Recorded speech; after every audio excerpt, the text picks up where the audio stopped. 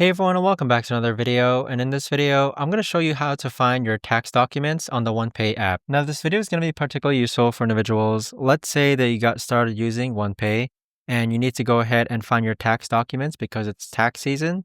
How do you actually go ahead and find your tax documents on the OnePay app? Now, this video is going to be short, sweet, and simple, guys. There's not going to be a lot of steps involved.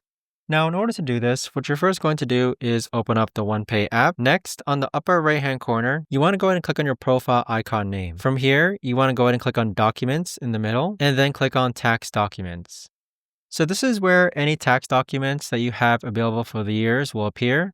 But simply click on it and you should be able to download it or send it elsewhere. But that right there, guys, is the best and easiest way that I know of to actually go ahead and find your tax documents on the OnePay app. If you guys know of a better or easier way to actually do this, let me know in the comments down below. I would love to know. Thanks so much for watching, everyone, and I'll see you guys all in the next video.